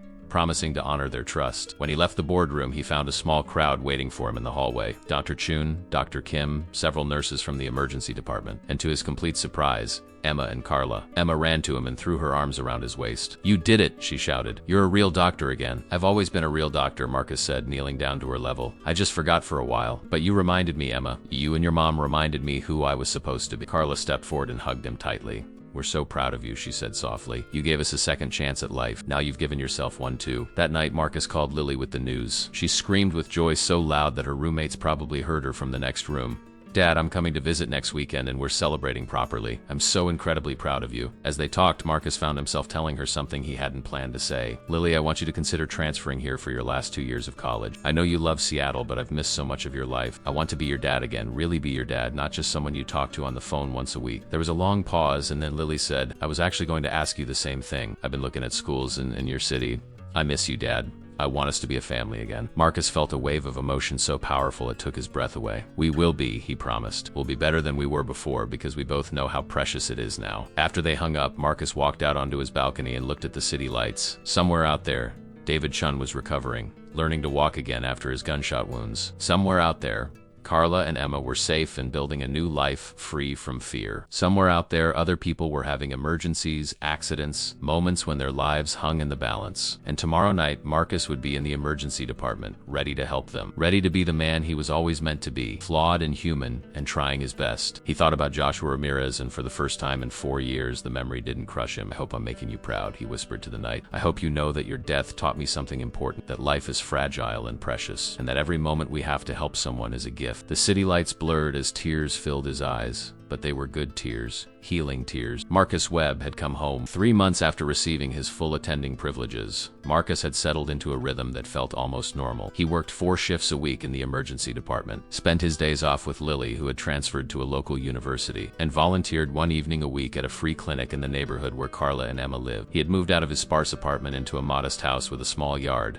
the first real home he had allowed himself in 4 years. The walls were no longer bare. There were pictures now. Lily at her new school, Emma and Carla at a park, the emergency department team at a holiday party, and in a place of honor on the mantle, a photo of Sarah holding baby Lily. The past was no longer something to hide from. It was part of his story, woven into the fabric of who he had become. Marcus had also taken on a new role as a mentor to medical students and residents. Dr. Chun had asked him specifically to work with the younger doctors, to share not just his technical expertise, but his hard-won wisdom about failure and resilience. He was honest with them in a way that most attending physicians weren't. He told them about Joshua Ramirez. He told them about the 4 years he spent running from his mistake. He told him that being a good doctor meant accepting that you would fail sometimes, that patients would die despite your best efforts, and that the measure of a physician wasn't perfection, but the courage to keep trying. The students responded to his authenticity. They sought him out for advice, asked him to supervise their procedures, and trusted him with their own fears and doubts. One of his mentees was a third-year resident named Dr. Marcus Chun, coincidentally sharing his first name. The young Dr. Chun reminded Marcus of himself at that age, brilliant but plagued by self-doubt, technically skilled but afraid of making mistakes. Marcus took him under his wing, working extra shifts to supervise his cases, staying late to talk through difficult decisions. "You're going to be an excellent surgeon," Marcus told him one evening after they had successfully treated a complicated abdominal injury. "But you need to stop being so afraid of being human. We're not gods. We're just people with training and tools, doing our best to help." The young resident looked at him with gratitude. "How do you do it? How do you stay calm when someone's life is in your hands?" Marcus smiled. "I don't stay calm. I'm terrified every single time. But I have learned that courage isn't the absence of fear, it's acting despite the fear." It was a Tuesday night, unseasonably cold for late spring, when the call came in. Marcus was in the break room, finishing a cup of terrible hospital coffee and reviewing charts. The radio crackled to life with a report that made his blood freeze. "Incoming pediatric trauma, 12-year-old male, stab wound to the abdomen, critical condition, 8 to 2 minutes. Dr. Kim looked at him across the break room, her eyes filled with concern. She knew his history. She knew what this call meant. "You okay?" she asked. Marcus felt his heart hammering against his ribs. 12 years old, stab wound, the same age as Joshua, the same injury. It was as if the universe had decided to test him, to see if he had truly healed or if he was still the broken surgeon who had run away 4 years ago. He stood up, his hands trembling, but his voice was steady. "Let's go." The trauma bay erupted into controlled chaos as the ambulance arrived. The paramedics rushed in with a boy on the gurney, his face pale, his clothes soaked with blood. Marcus felt time slowed down as he took in the scene. The boy's name was Tyler Morrison. He'd been stabbed by another student during a fight at school. The weapon had been a kitchen knife, and it had penetrated deep into his abdomen, possibly nicking the liver or spleen. The boy was conscious but fading, his eyes rolling back, breathing shallow. Marcus felt every instinct in his body screaming at him to run, to call for another surgeon, to let someone else handle this case. But he saw something else too. He saw the boy's mother, who had ridden in the ambulance, her face a mask of terror. He saw Dr. Kim and the nurses looking to him for leadership, and he saw in his mind's eye Joshua Ramirez's mother, the woman he had failed 4 years ago. Marcus made a decision. He stepped forward and took command. His voice was calm and authoritative as he began calling out orders. "Get me 2 large-bore IVs. Type and cross for 6 units. Page the OR and tell them we're coming up. Get me an ultrasound. I need to see what we're dealing with." His hands moved with practiced efficiency, examining the wound, assessing the damage. The knife had entered in the upper right quadrant, potentially hitting the liver. There was significant internal bleeding. They needed to stabilize him quickly and get him to surgery, Doctor. Kim worked beside him, their movements synchronized like a dance they had practiced 1,000 times. The ultrasound confirmed Marcus's suspicions. Free fluid in the abdomen, likely blood from a liver laceration. "We need to move now," Marcus said. "Get him to the OR immediately." As they rushed the boy toward the operating room, Tyler's mother grabbed Marcus's arm. "Please," she begged, tears streaming down her face. "Please save my son. He's all I have." Marcus looked into her eyes and saw the same desperate hope he had seen in so many parents' eyes over the years, the same hope he had seen in Joshua's mother's eyes before he failed her. He gently took her hand. "I'm going to do everything I can," he promised. "Your son is strong, and we have an excellent team. I'll come find you as soon as we're done." In the operating room, Marcus scrubbed in with the methodical precision that came from years of training. He caught his reflection in the mirror above the sink and saw not fear but determination. He thought about everything that had brought him to this moment. Carla Martinez fighting for breath, Emma's desperate plea, Dr. Chun's faith in him, Lily's unwavering love, and yes, Joshua Ramirez's death. All of it had led here, to this operating room, to this 12-year-old boy who needed a surgeon confident enough to save him. The surgery was delicate and dangerous. The knife had indeed lacerated the liver, and blood was pooling in Tyler's abdominal cavity. Marcus worked with focused intensity, his hands steady, his mind clear. He clamped bleeding vessels, repaired torn tissue, and methodically worked through the damage. Beside him, Dr. Kim provided assistance, but she let him lead. This was his case, his test, his chance to prove that he had truly overcome his demons. There was a moment about 40 minutes into the surgery when Tyler's blood pressure began to drop dangerously. The anesthesiologist called out the numbers, and Marcus felt a flash of panic. This was the moment when Joshua had started to slip away, when the bleeding had overwhelmed his ability to control it. But this time Marcus didn't freeze. He didn't hesitate. He adjusted his approach, called for more blood products, and worked faster, but not frantically. He trusted his training, trusted his judgment, and most importantly, trusted himself. After 90 minutes of surgery, Marcus tied off the final suture and stepped back from the table. Tyler's vital signs were stable. The bleeding was controlled. The repair was solid. "He's going to make it," Marcus said quietly, almost unable to believe it. "Doctor," Kim looked at him with pride shining in her eyes. "You did it," she said. "You saved him." Marcus felt his knees go weak with relief. He had done it. He had faced his greatest fear and emerged victorious. This wasn't about erasing Joshua's death or proving that he was infallible. It was about showing himself that he could do the job, that he could be trusted with lives, that his past mistakes didn't disqualify him from helping people in the present. "Thank you," he said to the surgical team. "All of you." That was a team effort. After changing out of his surgical scrubs, Marcus went to find Tyler's mother in the waiting. She stood up the moment she saw him, her face pale with anxiety. "How is he?" she asked, her voice breaking. Marcus smiled, and it was a genuine smile, full of relief and joy. "He came through surgery beautifully. We repaired the damage to his liver, and his vital signs are strong. He's going to need a few weeks to recover, but he's going to be fine." Tyler's mother collapsed into his arms, sobbing with relief. "Thank you," she cried. "Thank you for saving my son. Thank you for giving me my baby back." Marcus held her, feeling the weight of her gratitude and the profound significance of what had just happened. He had been given a second chance, a chance to rewrite the story, to prove that his failure with Joshua didn't define him. He hadn't saved Tyler to make up for Joshua. Nothing could do that. But he had saved Tyler because he was a skilled surgeon who had found the courage to trust himself again. Later that night, after his shift ended, Marcus sat alone in his car in the hospital parking lot and allowed himself to cry. They were tears of release, of healing, of finally letting go of the guilt that had consumed him for so long. He had carried Joshua's death like a stone around his neck, and now, finally, he could set it down. Not forget it, never forget it, but accept it as part of his story without letting it destroy him. He pulled out his phone and called Lily. It was late, but she answered immediately, her voice alert with concern. Dad, are you okay? Better than okay, Marcus said, his voice thick with emotion. I need to tell you something. Tonight I saved a 12-year-old boy with a stab wound. The same age, the same injury as the boy I lost 4 years ago. And Lily, I didn't freeze. I didn't fail. I saved him. He heard Lily start to cry on the other end of the line. Dad, I'm so proud of you. I'm so proud of you. I love you, sweetheart, Marcus said. I love you so much, and I'm sorry it took me so long to find my way back. You found it, Dad, Lily said. That's what matters. You found your way back. After they hung up, Marcus sat in the quiet car and thought about the journey that had brought him here. From the heights of being a celebrated surgeon, to the depths of working as a janitor, to the moment when a desperate little girl's plea had awakened something he thought was dead. He thought about all the people who had helped him along the way, Dr. Chun, who had given him a chance, Dr. Kim, who had believed in him, Carla and Emma, who had reminded him why he became a doctor, and Lily, who had never stopped loving him even when he couldn't love himself. And he thought about Joshua Ramirez, the boy whose death had nearly destroyed him but had ultimately taught him the most important lesson of all, that being human means making mistakes, and being a healer means having the courage to try again despite those mistakes. Marcus started his car and drove home through the quiet streets, feeling lighter than he had in years. Tomorrow he would check on Tyler, would celebrate with the team, would continue his work of healing others and himself. But tonight, he would go home to his house with pictures on the walls and allow himself to feel something he hadn't felt in a very long time: peace. Tyler Morrison recovered even faster than Marcus had anticipated. Within a week, he was sitting up in bed,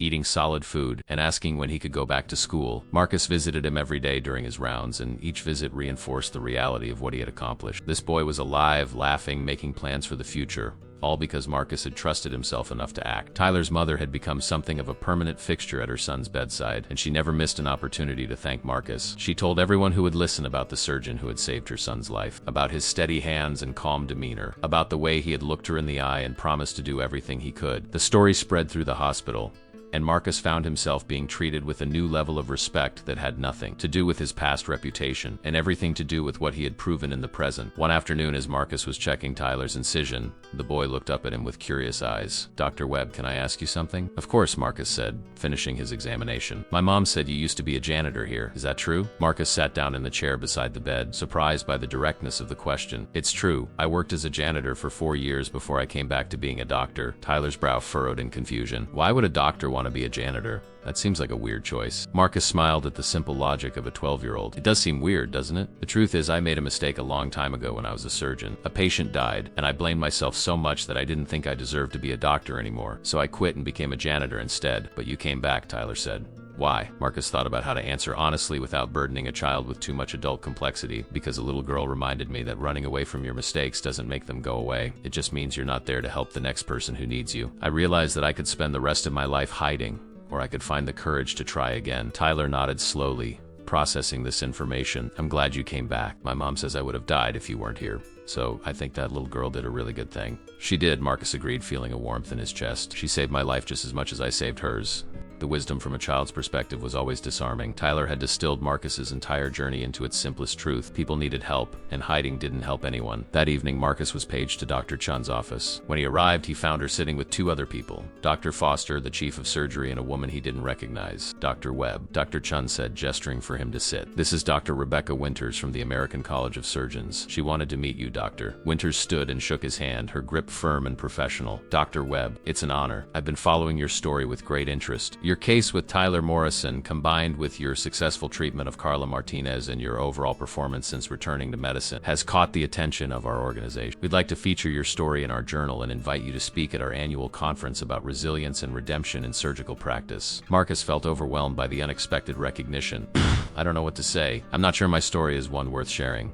On the contrary, Doctor, Winters said, sitting back down. Your story is exactly what our profession needs to hear. We have a culture in medicine that treats mistakes as career-ending catastrophes. We lose good doctors every year because they can't forgive themselves for being human. Your journey from trauma surgeon to janitor and back again is a powerful reminder that mistakes don't define us and that redemption is possible. We need more surgeons to understand that seeking help, taking time to heal, and finding the courage to return is not weakness. It's strength. Dr. Chun leaned forward. Marcus, you've become an inspiration to the staff here. The residents look up to you. The nurses trust you. Even the custodial staff talks about you with pride. You've shown everyone that it's possible to fall and get back up. That's a gift. Marcus looked at Dr. Foster, the man who had initially voted against reinstating his privileges. What do you think, sir? Dr. Foster's stern face softened into something that almost resembled a smile. I think I was wrong about you, Dr. Webb. I thought you were too damaged to practice medicine safely, but you've proven that your scars made you a better surgeon, not a worse one. You're more careful, more empathetic, more willing to ask for help when you need it. Those are qualities we should celebrate, not stigmatize. I support Dr. Winters' proposal wholeheartedly. After the meeting, Marcus walked through the hospital corridors in a daze. He had spent so long thinking of himself as a failure, as someone whose mistakes had disqualified him from the profession he loved. The idea that his story could inspire others, that his journey could help heal the toxic culture of perfection in medicine, was almost too much to process. He found himself walking to the custodial closet, where he had spent 4 years of his life. The door was open, and inside, a young man in a gray uniform was organizing cleaning supplies. The new night janitor looked up and smiled. "Hey, Dr. Webb, can I help you with something?" Marcus shook his head, looking around the small space that had been his sanctuary in his prison. "Just checking in. How are you finding the job?" "It's okay," the janitor said with a shrug. "It's not what I thought I'd be doing with my life, but it pays the bills." The casual resignation in the young man's voice struck Marcus as familiar. "What did you think you'd be doing?" The janitor hesitated, then said quietly, "I was in nursing school. Had to drop out when my dad got sick and I needed to work full-time. I keep telling myself I'll go back, but it's been 3 years now. It's starting to feel like that ship has sailed." Marcus leaned against the doorframe, seeing himself in this young man's story. "What's your name, Carlos?" the janitor said. "Well, Carlos, I'm going to tell you something that took me 4 years to learn. It's never too late to go back. Ships don't sail away forever. Sometimes they just circle around and come back to port when you're ready to board again." Carlos looked at him skeptically.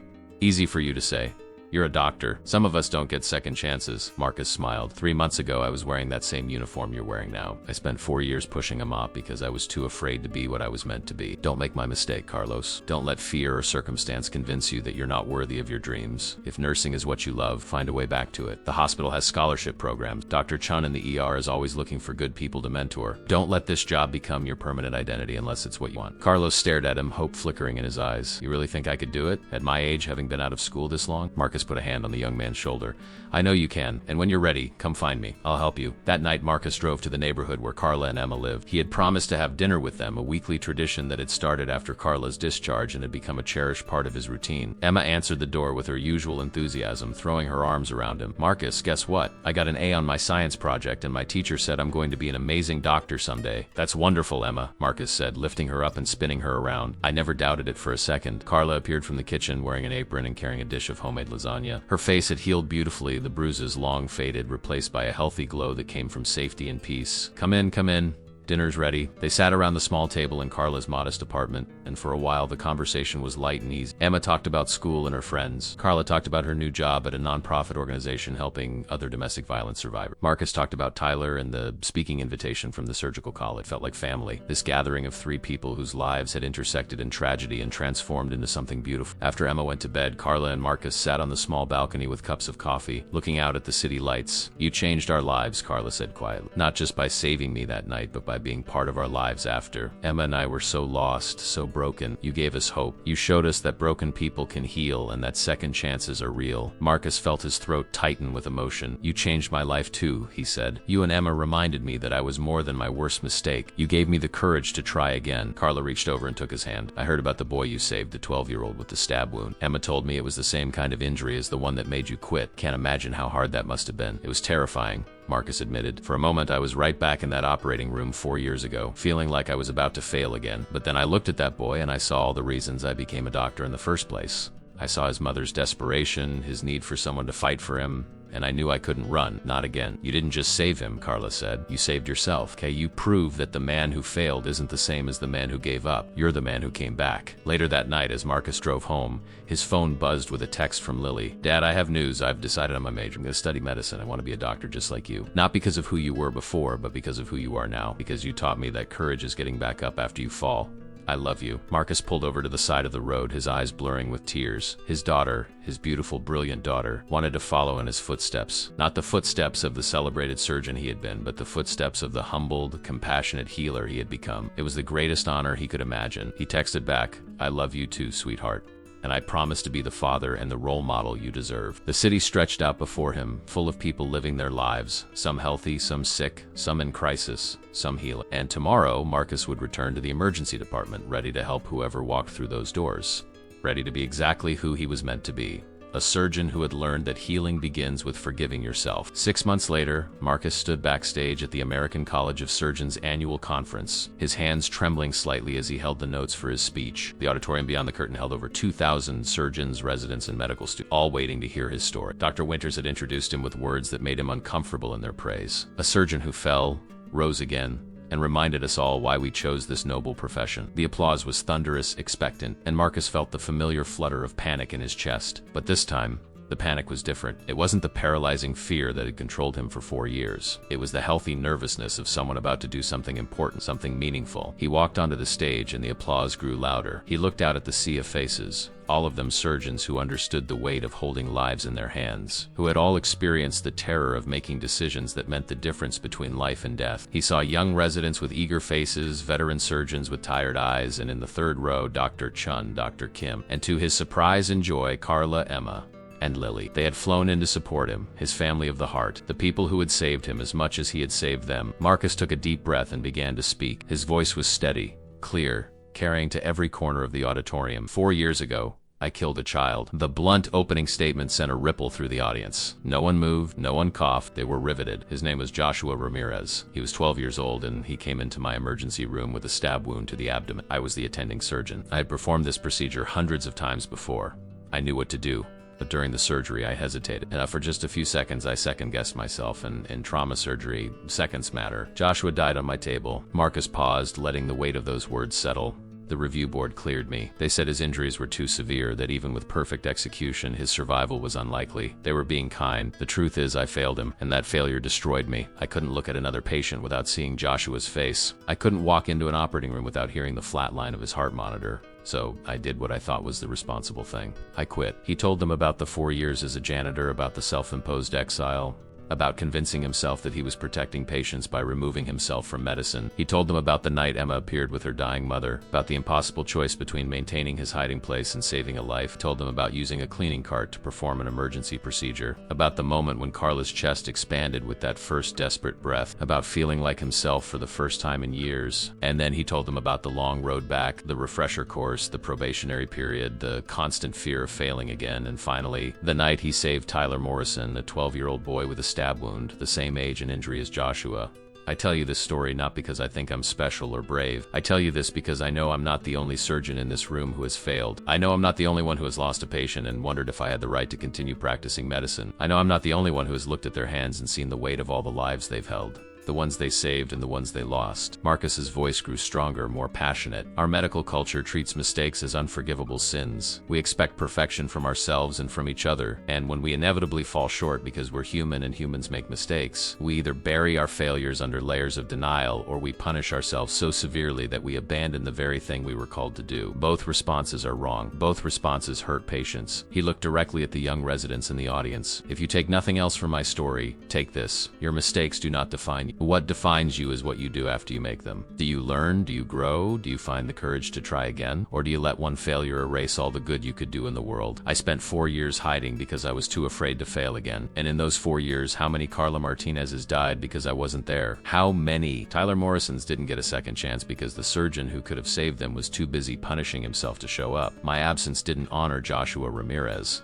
It just created more victims. The auditorium was completely silent. Marcus could see tears on the faces of some of the surgeons in the audience. He could see recognition, understanding, the relief of someone finally saying the truth that everyone felt, but no one spoke. I'm not telling you to ignore your failures or to pretend they don't matter. I'm telling you to let them teach you instead of destroy you. I'm a better surgeon now than I was before Joshua died. Not because I'm more skilled, but because I'm more humble. I ask for help when I need it. I double-check my decisions. I treat every life as the precious, fragile gift that it is. My failure taught me those things. And if I can use those lessons to save lives, then Joshua's death, while tragic, at least served a purpose.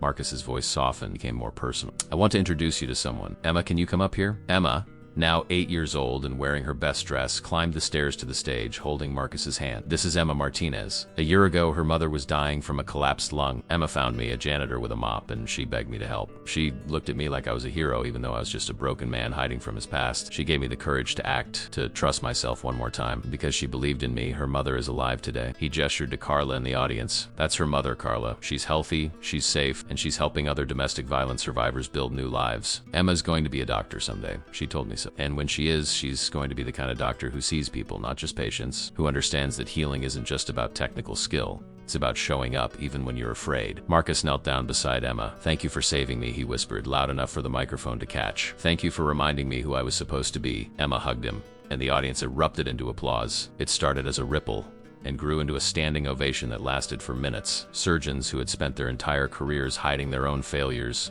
carrying their own guilt, were standing and applauding not just for Marcus, but for themselves, for the permission to be human, for the hope of redemption. After the speech, Marcus was swarmed by surgeons wanting to share their own stories. A cardiac surgeon told him about a patient she lost 10 years ago who still haunted her dream. A neurosurgeon confessed that he almost quit after a surgical complication left a patient paralyzed. A young resident, barely out of medical school, admitted that she was considering leaving medicine because she was terrified of making a mistake that would ruin her life. To each of them, Marcus offered the same message: you're human, you'll make mistakes, and that's okay. What matters is that you keep trying. That night, Marcus took his extended family, Carla, Emma, Lily, Dr. Chun, and Dr. Kim, out to dinner at a restaurant near the conference center. They sat around a large table, laughing and telling stories, celebrating not just Marcus's triumph, but the journey they had all taken together. At one point, Emma raised her glass of apple juice. "I want to make a toast," she announced with the seriousness of a child who had something important to say. Everyone raised their glasses, smiling. "To Marcus," Emma said, "for being brave enough to save my mom and for teaching me that heroes are just regular people who don't give up. And to my mom for being strong enough to find help. And to all of us for being a family even though we're not related." Because I think that's what matters most. Love and helping each other. They clinked glasses, and Marcus felt a warmth spread through his chest that had nothing to do with the wine. This was his family, these people who had witnessed his fall and his rise, who had believed in him when he couldn't believe in himself, who had shown him that redemption was real and that second chances were worth fighting for. As they walked out of the restaurant into the cool evening air, Lily took Marcus's arm. "Dad, I'm proud of you. Not just for what you did today, but for everything. For having the courage to come back." Marcus pulled her close. "I couldn't have done it without you, sweetheart. You never gave up on me, even when I gave up on myself." The next morning, Marcus flew back home and reported for his shift at Riverside General. He walked through the lobby, no longer invisible, no longer hiding. Nurses greeted him by name. Residents asked for his advice, and in the emergency department, Dr. Chun handed him a chart. "We've got a busy day ahead," she said with a smile. "Are you ready?" Marcus looked around the trauma bay, at the equipment that could save lives, at the team that trusted him, at the doors through which the next person in need would walk. He thought about Joshua Ramirez, about the boy whose death had taught him the hardest lesson of all. He thought about Carla and Emma, about Tyler, about all the lives he had saved and would save. And he thought about the janitor's uniform hanging in a closet at home, a reminder of where he had been and how far he had come. "I'm ready,"